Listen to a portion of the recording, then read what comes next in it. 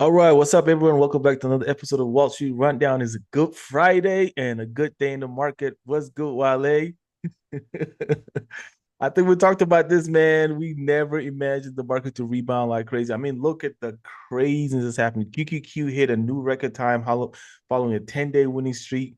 S&P 500 hit the 7,000 level. I think it hit it yesterday, I believe, or yeah, yesterday we cracked to that 7,000. This is an all-time high, period. 7,000. 70, IWM also 7,100 now. 7,100 today. It just crashed through it, IWM, the Russell 2000 also, even though it didn't hit all-time high, it was like it got close. It got close, and it's actually one of the top performers for this whole week also. In general, man, like if you would have told us 2 weeks ago when we dropped like crazy that this was gonna happen, I think we would say like, nah, you crazy. But look at how the market actually performing. So let's talk a little bit about that, Wale. Let's get your insight on exactly on what's been happening, man, because there's been some crazy moves. Yeah, so I will say this. We all know that when the market has its rough weeks, rough days, rough months, we all know that a recovery is going to happen at some point. Yep. We just don't know when and how. I'm not surprised that the market recovered. It's the speed Speed. at which it recovered. Yep. And the fact that we basically just erased all of the losses from the war already, like that, and then started making new highs. Now, granted, it sounds like things are moving in the right direction as far as ending the conflict. Whether we get to a place where things are completely over, we don't know. We just have to wait and see. Again, I keep saying this to people. I am not an expert on global conflict, so I don't know how these things are going to turn out. But I will say that today's rally was broader based when you look at what was moving today. So small caps Yeah. moving today. The RSP was moving today. QQQ was moving today. Um, I don't know if this is a good thing, but gold was up and so was silver. So all three indexes have now made all-time highs. And where we move from here, right, to me, depends on the earnings that we're expected to see over the next Yep. couple of weeks. Yep. Earnings still need to deliver. We still have a Fed meeting coming up at the end of the month, right? So all of those things still need to function in a way where the market is in agreement because that could throw it off. Now, are Yep. we going to see Yep. a sell-off like we saw in March? Probably not. But if prices move too far too fast and the fundamentals don't support that thesis, you see a pullback. That's basically what I'm saying could happen. So, you know, I don't want to get overly excited, but this is one of those things where I keep trying to tell people you just don't jump in and out of the market, right? Yep. Yep. Yep. you Yep. you basically want to stay invested so you don't miss days like this. Yeah. So, Yeah. but man, I am surprised at the speed at which we got to these levels. So Yep. And I've always told you guys when you start hearing the news saying all these crazy things, the market is selling off, the market is crazy, it's like it's dropping, sky is falling off, all of those things. That's at the time when you start looking at the market and preparing yourself to get in. Like we had the perfect storm. We had the war, we had some other news with, all the stuff that's happening around the globe. Yeah, the thing with the oil and all this stuff. So stock was dropping like crazy. You know what I mean? So if you would have been paying attention to all the past episode that we had, these are the times to start looking at the stock market. Well, most people run away from the stock market when you see the stock market dropping. A lot of wise investors and traders start going into the market because they know an opportunity is boiling up. There's something's going to happen where the market is going to reverse. Where you know that's why they mentioned like you never know what's going to happen, but it's time to start looking and preparing also. I'll So, also I'll also say this too. The private credit story, there is distress in that sector of the market. Like that's yep. not something that we can say is not true. There is distress there. But what a lot of people are saying is that it is not systemic risk. Mm-hmm. Mm-hmm. Basically, they're saying that the private credit issue is a private credit issue. It's not going to leak into other parts of the economy. Yep. I think Scott Bessett said it, and I hope that that's the case because if it's not, that's when you see trouble. But again, If private credit, if all of those issues are contained within the private credit market and they don't spill over and create a bigger mess, then it's possible that the market can continue to move forward. So Yep. Yep. I am encouraged by what I've been seeing, but I will say that I can't say that we're 100% out the woods, not yet. Yep. Yep. But we'll continue to monitor and see exactly what's happening in the market, in the next couple of days, in the next couple of weeks. I mean, we're approaching the end of the month here also. So we shall see what happens in the last couple of weeks here. Let's move on to ASML and TSMC, man. They're considered the two of the most critical go gatekeepers, I guess, for the artificial intelligence when it comes to AI hardware ecosystem, right? I mean, together, I think they control the production of the world's most advanced semiconductors. So they have the most advanced version of the semiconductor. Again, they are at all-time high after earnings. I think are they all-time high? No, TCMC no. was up there. TCMC has come down since earnings, and ASML has come down since earnings. But Right. what they posted and what they talked about in their earnings report was positive. So one of the things that people were saying, I think we talked about this a couple episodes ago, was like, oh, we're in an AI bubble, right? We're in an AI bubble. And TSMC and ASML, I like to call them the picks and shovels of the AI build out, right? Yep. They get to see firsthand where the demand is. And this is what ASML said. So ASML, they increased their yearly outlook. So they're expecting more revenue. So they increased it to 36 billion to 40 billion euros, which was up from previously 34 billion. So they increased their revenue guidance. And TSMC said that they are expecting 2026 revenue to increase by above 30%. So that shows you what? There is demand for chips. Yep. There is demand. If these guys are telling me that if that there's demand for chips, then that tells me people are still spending money. And I keep telling people that, to me, if I were to pick what side I want to be on in the AI build out, I don't want to be on the side of the people that are spending the money. Like, I'm not saying that the Mag 7 people are not good investments. Don't get me wrong. I'm not saying don't buy Google. I'm not saying don't buy Meta or buy Amazon or Microsoft.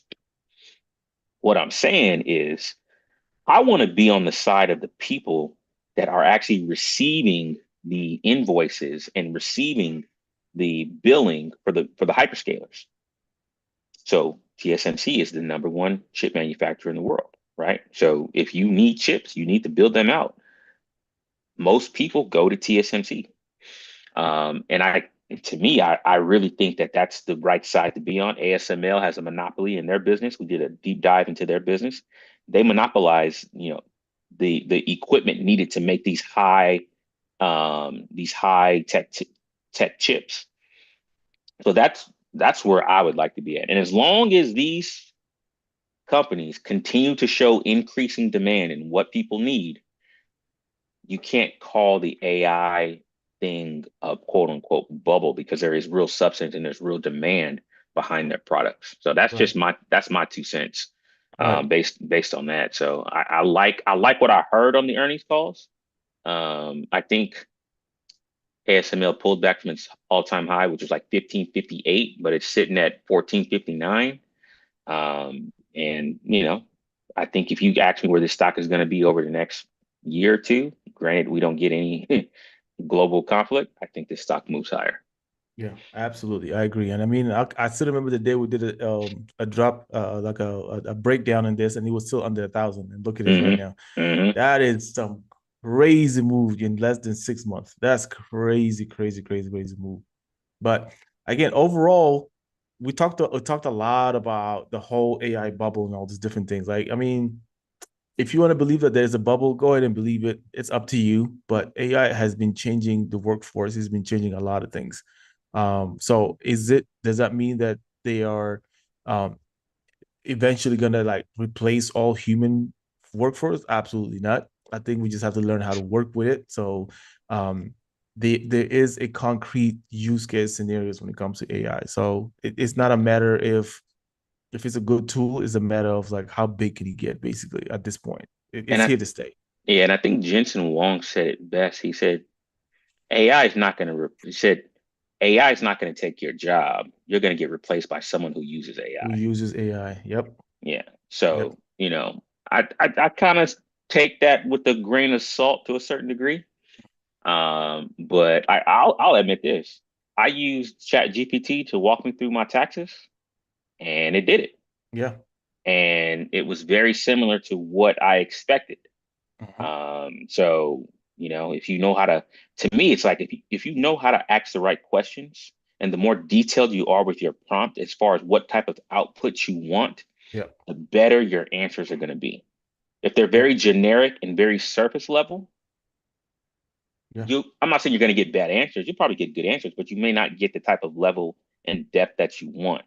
And if you give it parameters to work around, I mean, these things can do some amazing things. So, Yep. Yep. I think the demand to me is still going to be there, and I don't think the demand is going to go anywhere.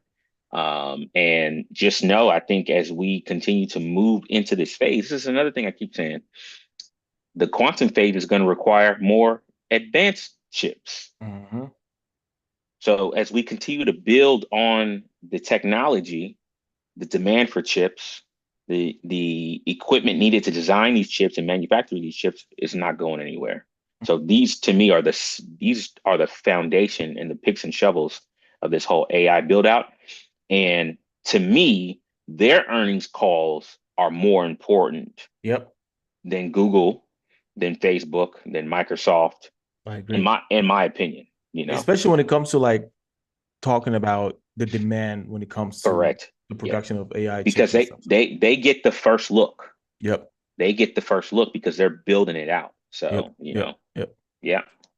But amazing, amazing, amazing, man. Let's move on to Intel, man. Again, bro, if you would have told me when we were talking about Intel when it was under $20, that a few months later it would be hitting a 26-year high, I would have told you you're crazy because we said this is going to take another couple of years before we can see any turnaround. We'll give you guys the breakdown of why we think it's a good stock, but we never imagine it's going to quite like triple in less than a year. Yeah, in less than a year, it just tripled from the time we start talking about it. So Intel shares recently reached their highest point since the dot-com era.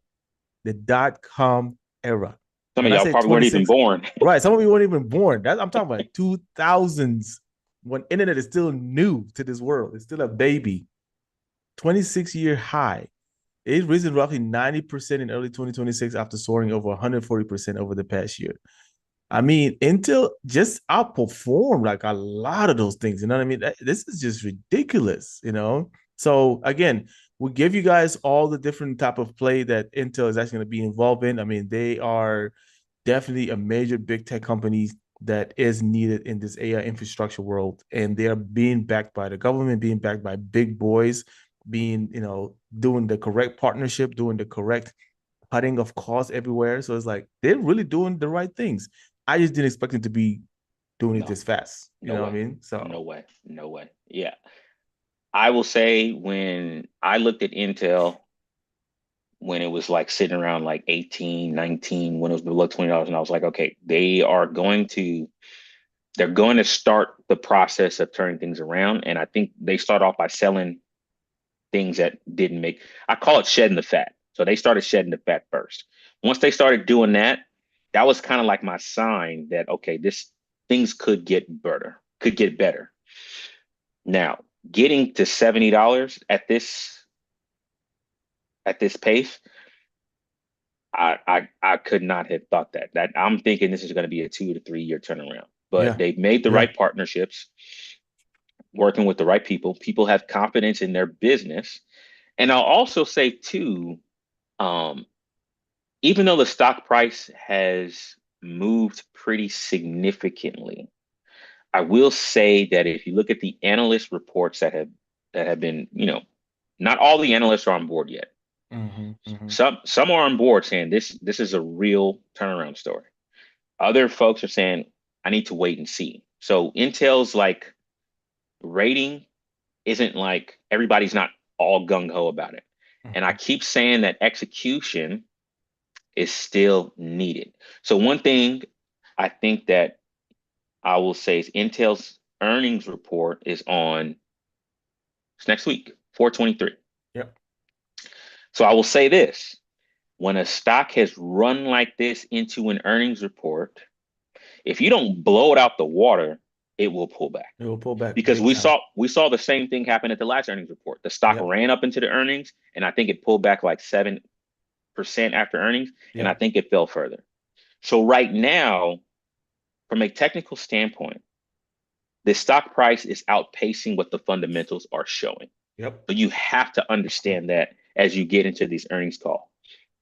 Now, if they start making good projections and start giving good guidance to justify a $70 price, stock price, then you can see the stock move higher. So always, when you look at earnings reports, sometimes look at perspective. Like what happened before it got here? Yep. Does the fundamentals support the current stock price? And if the answer is no, doesn't necessarily mean get out of your position. It just means that you have to continue to be patient. And if the story completely changes, then that's when you might need to rethink whether or not you should stay in or get out. So, just keep that in mind because to me, that's going to be a big earnings report next week as far as stocks that could potentially move because of what it's done in such a short. I mean, let me look at this. This is a $40 stock at the end of March, and now it's at 70. 70. Yeah. So, Ridiculous. yeah, crazy, crazy. Ridiculous. But overall, I mean, that's another stock that we talked about a lot, and I'm glad to see that it's moving this way. But again, earnings is coming up, so Hmm. if you are not cautious, you might want to consider just being very cautious if you have a position open with them. I mean, if you have the stock, I think, in my opinion, you're fine. Like that's just me. But Hmm. if you have like an option or something like that, you might want to consider like start looking into maybe taking a little bit of profit Or um hedging. or hedging or something like that. So Yeah. again, um, with earnings, always there's a level of volatility, right? So you just gotta be careful. That's Yeah. all. And Yeah. I promise you, no one has been pounding Intel the way we've been talking about Intel the Nope. last, I still don't hear a lot of people talk about it. I yeah. still don't hear a lot of people talk about it. And ain't nobody talking about Intel. So, No. Oh man. Also, if you're sleeping on the rug, go take a look at Aklo, man. A couple of months ago, Aklo was at $40. Go look at it now. We hit $70 today. yeah. So again, like some of those stories are brewing under the hood, and if you're not careful, you're gonna miss the bus of that one. So Hmm. just keep an eye on those ones too. um but let's move on, man. Yeah, I could hit a high of 74 today. That is ridiculous. Yeah. Crazy. It tapped what's this, the 400 or the 200? The That's the 200, 200. Yeah, the, t- almost. the 200 on the 4 hour, Yep. and it came right back down. Yep, just tested it real quick. Yeah. But to me, it looks like there's a lot of momentum starting to build into the stock now. Yep. If it Yep, can get absolutely. past, what level is this? 70, 71, then I think it gets to like 85. And if it gets above 85, I think we're going to 100. But We're ready. yeah, We're ready. so But let's move on to Netflix, man. Netflix got smacked today. If you guys look at that chart, Netflix got smacked today. So let's talk a little bit about that. So shares of the streaming video giant Netflix, it fell by 9.1% today in the afternoon session after the company reported underwhelming first quarter result with revenue and earnings guidance for the next quarter falling below Wall Street guidance estimates. So again, those forward guidance is always very important. You can have the best sales, you can have the best everything else. If you don't tell us going forward we expect to make X, Y, and Z or more, or if you tell like, oh, we might not be making as much, it's gonna impact the stock. It doesn't matter how good your numbers are. So let's talk a little bit about that, man, and why these things the drop happens. And also, is there still opportunities in Netflix? Because Netflix is not moving at the same speed as it was before the split. no, So no. yeah.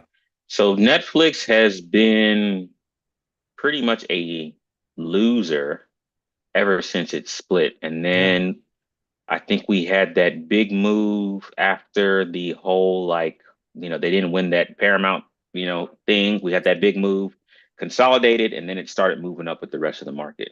yeah, And basically, I think where it's at, it basically was where it was pre-split, and then it fell. So the one thing I will say about Netflix that a lot of people did not like is when you look at their profit for the quarter, a nice decent chunk of that came from their breakup fee. So they got 2.8 billion in the breakup fee for not winning the business, and that's what gave them positive EPS. So yeah. I think if you exclude the breakup fee from their profit, they didn't have a profitable quarter, which is a red flag. Yeah. Now, Netflix does not provide subscription numbers. So my question is, are they losing subscribers? Mm, Or is there they're venturing off into like live sports and things like that and live events? Is yeah, that not working as well as we thought it might? yeah, yeah. They increased prices as well, if I'm not mistaken, not too long ago. So I think there's something in the business that's not necessarily too clear that I think if you're an investor, you need to take a deeper dive into. Also, Reed Hastings It's is leaving stepping down from the board, from so the board. Yep. he's stepping down from the board. So people might have also factored that into the stock. But I will say, I don't know. It's one of those things where I've never been a Netflix investor. I've never held Netflix, and I don't know what the streaming business is like. But I will say that from what I hear from analysts talking, the cost of content is just getting more expensive. Expensive. Yeah. And I don't know if Netflix is growing subscribers because we don't have that information anymore. But that's something that I would want to know more about because, and I understand that the whole Paramount thing, like that was a big deal and that kind of maybe held the stock up for a couple months. Maybe if they move a quarter past that and we can get clear idea of how the business is doing. But yeah, I guess I have a neutral stance on Netflix. It's not a stock that I would get excited about, even though it's kind of,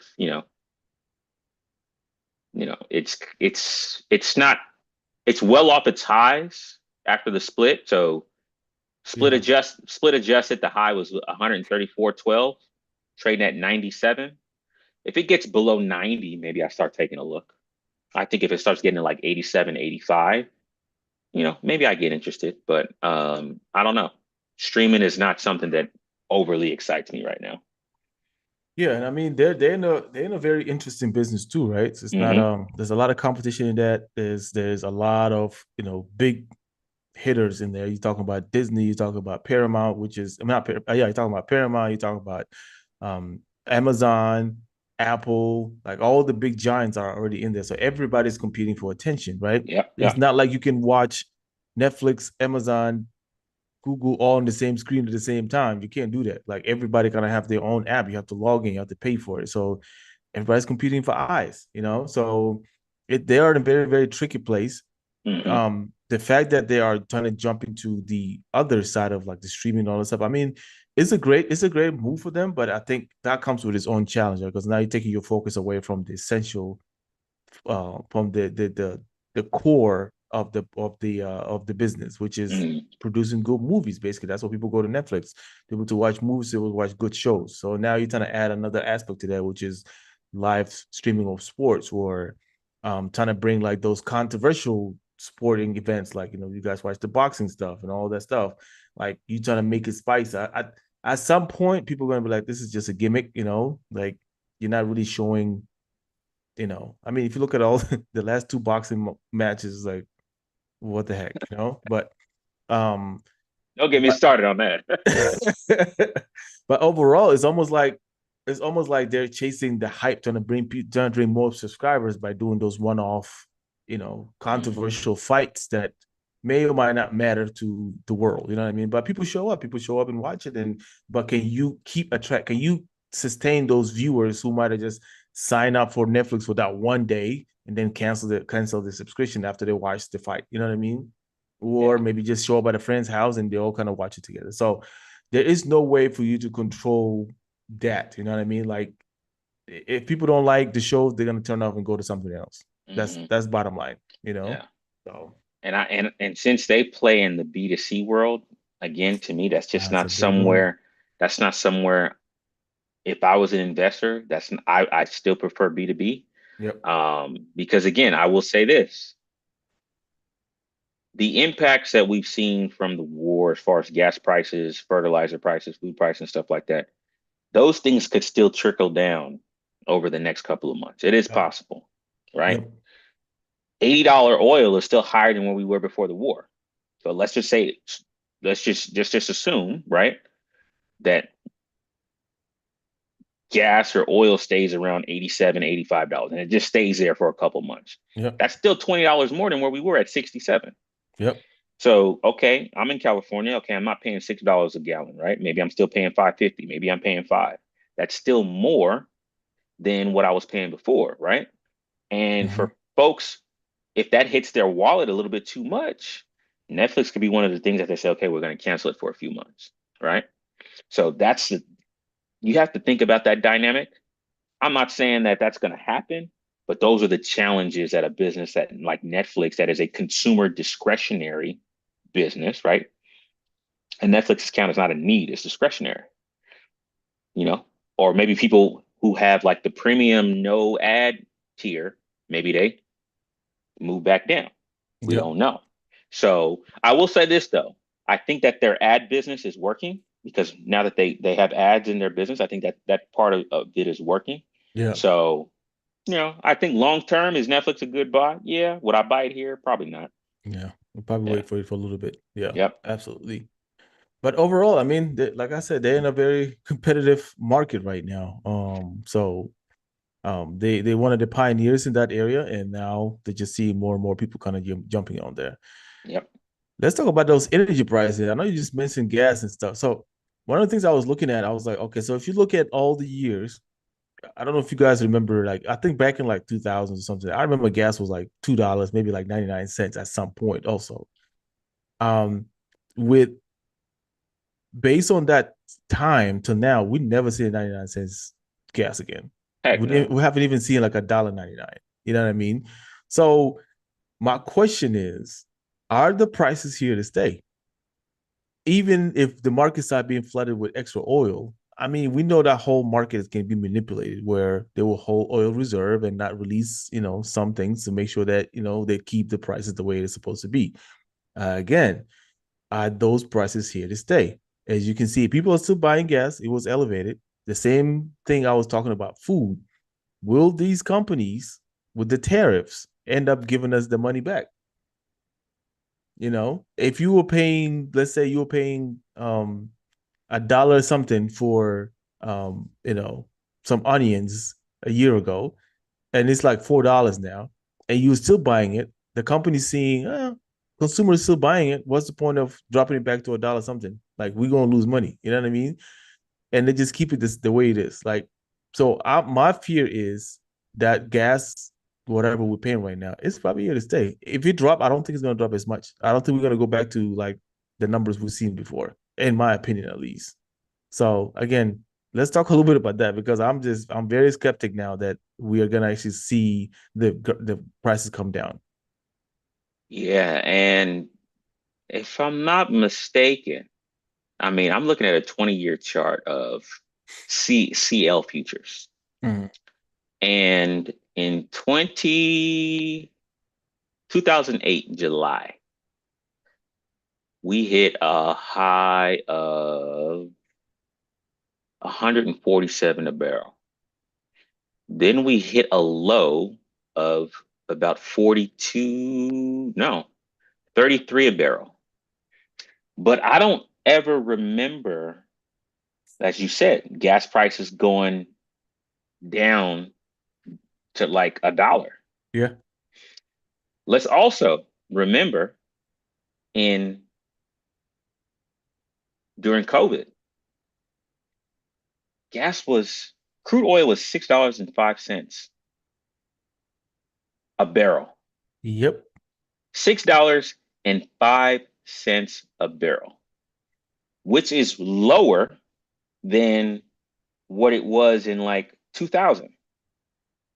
But we didn't see 2000 prices. Nope. So it is possible that even if oil does retrace,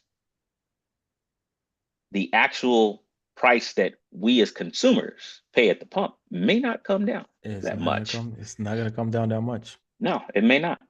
Yep. Because I'm in California. I got real used to paying $4 a gallon.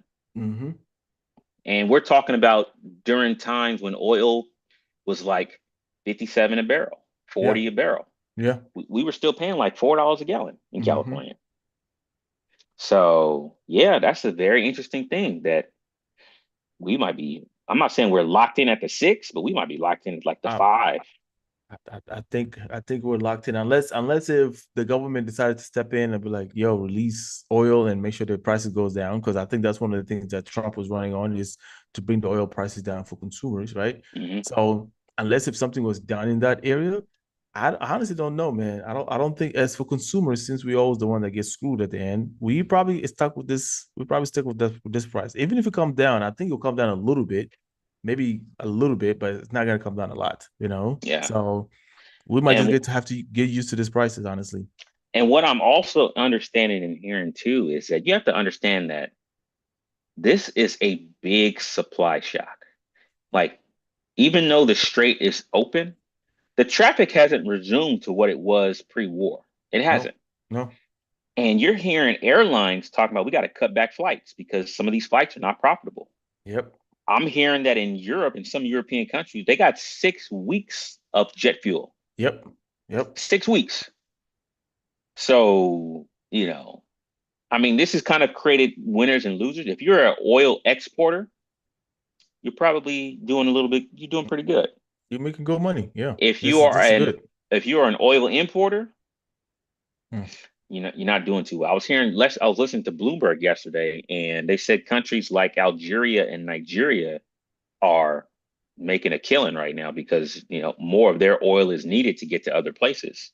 Yeah. I was gonna say So, that the Gante from Nigeria, he literally his refinery just opened what a yep. few months ago, Hmm. and he's probably cranking some good money because during this whole closure thing, I think a lot of countries was reaching out to him like, "Hey, Yep. man, we might need your oil because So he's Exactly. dead. I mean, that was a perfect timing. Talk It's about perfect timing, storm. man. Yeah, perfect That's storm. crazy. Perfect storm.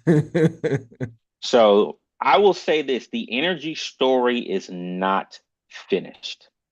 Like, where I will say that things are on track to improve, but there's still a long way to go until all of the traffic that was going through that strait resumes to Resumes. what it was. Because Yep. even if it's only 50% capacity, that's still a huge shortage of oil. Yep. It's huge. Big one. And Big you got one. to understand that oil, like crude oil, is used to make so many different things. Hmm. So hopefully, if all of these talks go well and things, you know, run smoothly, we get to the Fed meeting and they don't have to do anything drastic because remember, the Fed is looking at this. Yep. The market is expecting cuts. If things don't look as good and the Fed is like, okay, we can't cut, or we don't see any cuts, or they reduce the number of cuts that they're expecting, market's not going to like that Yep. Yep. Yep. Yep. because this to me, this market is front running with the assumption that we're going to get some kind of rate cut down the road. And if we don't, because the inflation numbers don't look pretty in the summer or in the fall, then that's the market will pay a price for that. That I Yep. know for sure. Yep. Yep. Speaking of the Fed, man, I mean, we have the decision rate coming up next week, Wednesday, Not next week. We got it on the 28th and 20, 29th. 28, 20. That's not next week? Oh, what am I? No, no, no. Okay. Whew. Yeah. In 2 weeks. It scared me. It scared me. 2 weeks. Wednesday, April 29th, 2 weeks. Yeah, That's when we're gonna yeah, have the Fed 2 weeks. decision. Ooh, So yeah. that will be very interesting to keep an eye on. Next week, we'll barely have any economic calendar news. I mean, there's not a lot of stuff happening next week. There's the regular stuff. So, but the week after, I mean, we have FOMC interest rate decision. That's on 29th. And then, of course, we're going to have Powell talk at 2:30. That's going to be interesting. Well, I won't be surprised if you see the market kind of like base all the way when we get there. You also have the PCE and core PCE also coming up on Thursday, which is the next day. And then Friday, there's nothing going on. But overall, man, like you mentioned, like that's going to be an interesting thing. I think they're going to hold. I don't think they're going to do any change in it, honestly. No, I think no. I think there's not enough data yet to consider moving either going up or going down. So No. yeah, I don't think anything crazy is going to happen. But overall, man, I mean, as a recap for this week, like the market have done some crazy stuff. I'll be curious to see what happens next week because this run was amazing, was crazy. Typically after this run, like we might see some consolidation or something like that. So we'll see how next week's looks like. Or We might profit see taking. pockets, yeah, profit taking. We might see pockets of stocks here and there that might be doing good, but it's not going to be the overall market unless if something amazing happened next week also.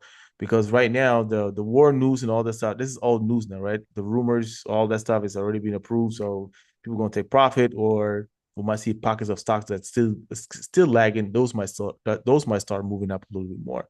But overall, man, I am thinking probably consolidation all the way till we get the FOMC, but we'll see. What's your Yeah. opinion, man, going to next week? Yeah, like I said, I when things move this fast, this like you have to just understand that this stuff is not gonna last forever. Like Yeah. let's just be real. Um, I will say this though.